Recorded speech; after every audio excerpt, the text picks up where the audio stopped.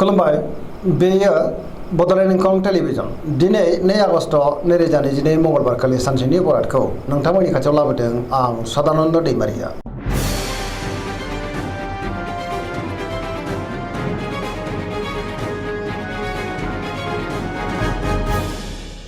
सिगां फरायनो लादों मेष राशि गिबि हांखो अ ल।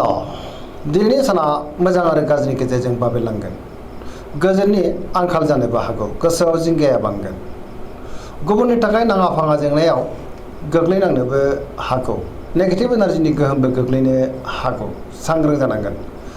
गोसोखौ दिनै जोबोर गिलुं गिलुं आरो उसुबादाव मोनगोन। मावनो लानाय खामानिखौ मावफुंनो गोब्राब जागोन। माबा नङा माबा मोनसे हेंथा फैनो हागौ।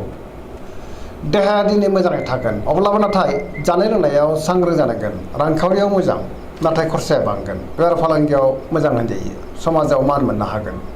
न'खराव अननानै फैगोन। बहाबा दावबायहैनो एबा हान्थिनो खाबु मोननो हागौ। फरायसाफ्रा दिनै फरायनायाव गोसो दुंखांगोन आरो मोजां फिथाइ मोननोबो हागोन।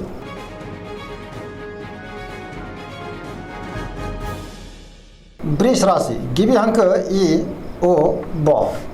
दिनैनि साना मोजां आरो गाज्रिनि गेजेरजों बाबेरलांगोन। गोसोनि साननायफ्रा देबोर नांनो हागौ। गुबुननि हेफाजाबखौ मोननो गोब्राब जागोन। गोसोखौ दिनै जोबोर गोनो गोथो मोनगोन। गियाननि आंखाल जानो हागौ।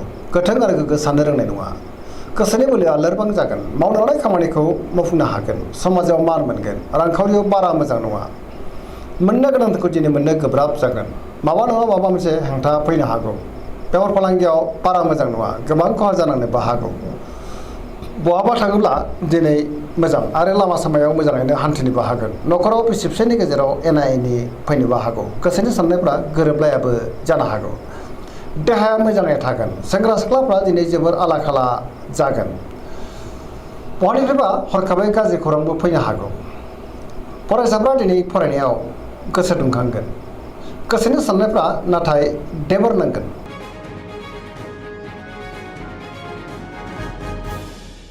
मिथुन राशि गिबि हांखो क स। दिनैनि साना जोबोर मोजां। पजिटिभ एनार्जिनि गोहोम गोग्लैगोन। गोसोखौ दिनै जोबोर गोजोननाय मोनगोन। मावनो लानाय खामानिखौ मावफुंनो हागोन। देहाया मोजाङै थागोन। रांखावरियाव जोबोर मोजां, आयाबो बांगोन। बेफार फालांगियाव दिनै जोबोर मोजां मुलाम्फा मोनगोन। न'खराव बिसि फिसायनि गेजेराव अनलायनाय फैगोन। बिदा फंबायजों मोजां सोमोन्दो थागोन। समाजावबो मान मोननो हागोन। गुबुननि हेफाजाबखौबो थोजासे मोनगोन। बहाबा थांनो एबा हान्थिनो खाबु मोननो हागौ। गोसोनि बोलोआ बांगोन। गावनि गोसोनि साननायखौ दिनै गुबुननो फोरमायनोबो हागोन। गियाननि आंखाल जानाय नङा। लाइमोनफोरनि गोसोआ दिनै जोबोर रमान्टिक जागोन आरो गावबा गावनि गोसोनि साननायखौ फोरमायलायनोबो हागोन। फरायसाफ्रा दिनै फरायनायाव गोसो दुंखांगोन आरो मोजां फिथाइ मोनगोन। पजिटिभ एनार्जिनि गोहोमबो गोग्लैगोन।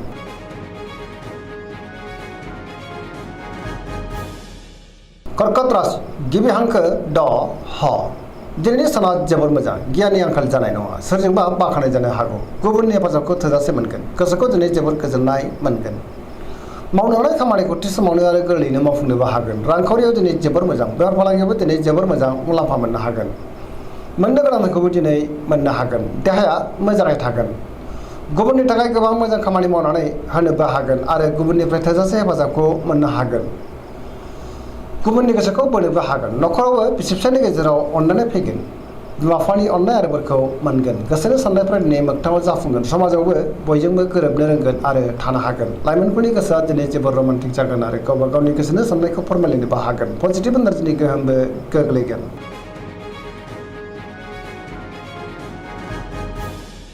सिंह राशि गिबि हांखो म ट। दिनैनि साना जोबोर मोजां। नाथाय अब्लाबो सोरजोंबा रायखोमा जानो हागौ। सांग्रां जानांगोन। समाजाव लोगो लेवा बांगोन। गोसोखौ जोबोर गोजोननायबो मोनगोन। सोरबा गोजाम लोगोजों बहाबा लोगो मोनज्लायनो हागौ।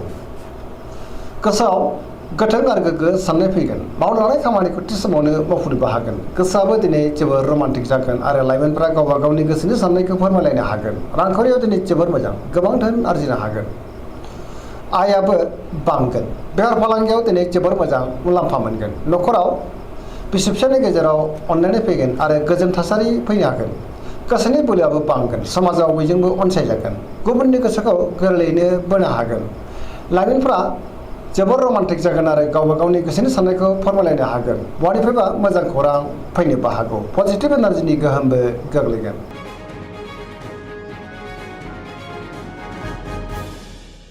कन्या राशि गिबि हांखो प ट दिनैनि साना जोबोर मोजां। सोरनिबा सायाव गोबां अननाय फैगोन। गोसोआव गोथों आरो गोग्गो साननाय फैगोन। पजिटिभ साननो रोंगोन। बहानिफ्रायबा मोजां खौरां फैनोबो हागौ। रांखावरियाव दिनै जोबोर मोजां। आया बांगोन। बेफार फालांगियावबो दिनै जोबोर मोजां। मोननो गोनांखौबो मोननो हागोन। सोरबा गोजाम लोगोखौ बहाबा लोगो मोनज्लायनो हागौ आरो गोसोखौ दिनै जोबोर गोजोननाय मोनगोन। फरायसाफ्राबो दिनै फरायनायाव गोसो दुंखांगोन आरो मोजां फिथाइ मोननो हागोन। सेंग्रा सिख्लाफ्रा गोसोखौ जोबोर रमान्टिक मोनगोन आरो गावबा गावनि गोसोनि साननायखौ फोरमायलायनोबो हागोन। देहाया दिनै मोजाङै थागोन। अब्लाबो नाथाय जानाय लोंनायाव सांग्रां जानांगोन। गोसोनि बोलोआबो बांगोन। गोसोनि साननायफ्रा मोगथाङाव जाफुंगोन। पजिटिभ एनार्जिनि गोहोम गोग्लैगोन।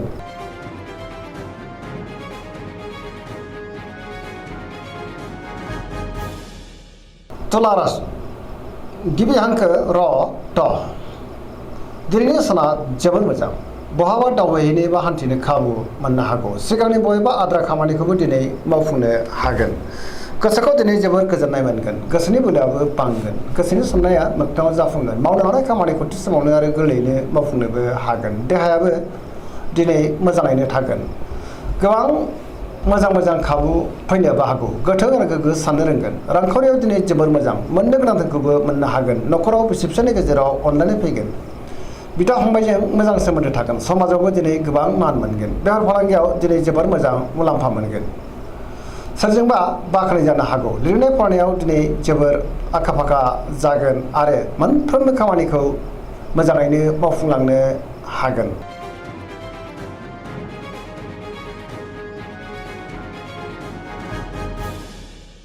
वृश्चिक राशि गिबि हांखो न स दिनैनि साना मोजां आरो गाज्रिनि गेजेरजों बाबेनलांगोन। गोसोनि बोलोआ लोरबां जागोन। न'खराव एना एनि फैनो हागौ। सोरबा लोगोनि हेफाजाबखौ मोननो गोब्राब जागोन। सोरजोंबा रायखोमा जानोबो हागौ। गोसोआव नाथाय गोथों आरो गोग्गो साननाय फैगोन। मावनो लानाय खामानिखौबो थि समावनो मावफुंनो हागोन। समाजाव मान मोननो हागोन। रांखावरियाव मोजां। बेफार फालांगियावबो दिनै जोबोर मोजां। आयाबो बांगोन। देहाया दिनै बारा मोजां थानाय नङा। गोबां रोखोमनि देहायारि जेंनाजों मोगा मोगि जानांनो हागौ। गुबुननि थाखाय गोबां खामानि मावनानै होनोबो हागोन। फरायसाफ्रा दिनै फरायनायाव गोसो दुंखांगोन आरो मोजां फिथाइ मोननोबो हागोन। लाइमोनफोरा जोबोर रमान्टिक जागोन। पजिटिभ एनार्जिनि गोहोमबो गोग्लैगोन।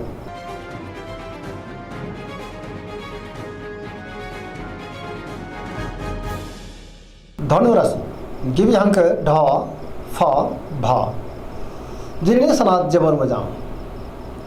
गोजोन थासारि फैगोन।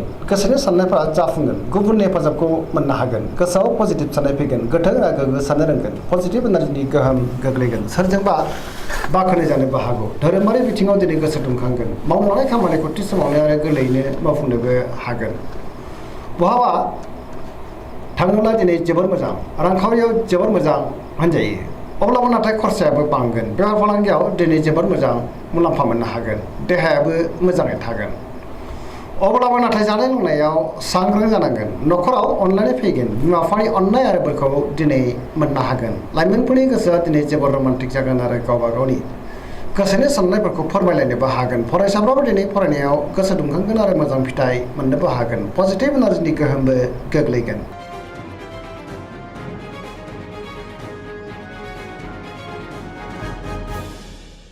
मकर राशि गिबि हांखो ख ज दिनैनि साना जोबोर मोजां। बहानिफ्रायबो मोजां खौरां फैनो हागौ। गोसोखौ दिनै जोबोर गोजोननाय मोनगोन। देहाया मोजाङै थागोन। गोसोनि साननायफ्रा मोगथाङाव जाफुंगोन। रांखावरियाव दिनै जोबोर मोजां। मोननो गोनांखौ मोननो हागोन। बेफार फालांगियाव दिनै जोबोर मोजां मुलाम्फा मोनगोन। सोरजोंबा बाख्नाय जानोबो हागौ। मावनो लानाय खामानिखौ थि समावनो आरो गोरलैयैनो मावफुंनोबो हागोन। पजिटिभ एनार्जिनि गोहोमबो गोग्लैगोन। लाइमोनफोरनि गोसोआ दिनै जोबोर रमान्टिक जागोन आरो गावबा गावनि गोसोनि साननायफोरखौबो फोरमायलायनो हागोन। बहानिफ्रायबा मोजां खौरां फैनोबो हागौ। गुबुननि अनसायनाय मोननो हागोन। धोरोमारि बिथिङाव दिनै गोसो दुंखांगोन। गोथों आरो गोग्गो साननो रोंगोन। गियाननि आंखाल जानाय नङा।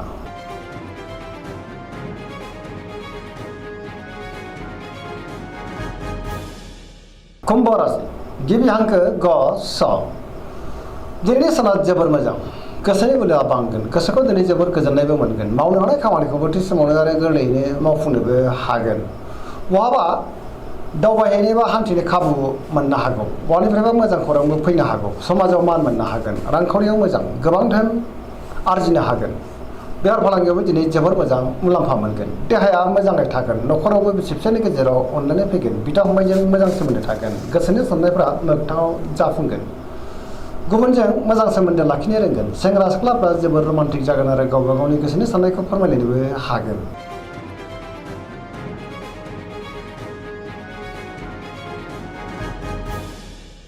मीन राशि गिबि हांखो ड स दिनैनि साना जोबोर मोजां जेरावबो गोसो गुदुं जागोन गोबां मोजां खाबु फैनोबो हागौ बहानिफ्रायबा मोजां खौरां फैनो हागौ गोसोखौ दिनै जोबोर गोजोननाय मोनगोन गोसोनि बोलोआबो बांगोन देहायाबो मोजाङै थागोन रांखावरियाव मोजां बेफार फालांगियावबो दिनै जोबोर मोजाङानो जायो न'खराव बिसि फिसायनि गेजेराव अनलायनाय फैगोन गुबुनजों मोजां सोमोन्दो लाखिनो रोंगोन गोसोआ दिनै जोबोर रमान्टिक जागोन गोसोनि साननायफ्रा मोगथाङाव जाफुंगोन पजिटिभ एनार्जिनि गोहोमबो गोग्लैगोन सरासनस्रायै दिनै साना जोबोर मोजां आरो मोजाङैनो बारग'लांगोन दिनैनि राशि फरायनाया एसेनोसै जोबनायाव बेखौनो खावलायो जाहाथे नोंथांमोना सानफ्रामबो जोंनि बे बड'लेण्ड इंखं टेलिभिजनखौ नायबाय थायो आरो साबस्क्राइब खालामो लोगोसे लाइक खालामो आरो शेयार खालामो एसेनोसै गोजोन्थों।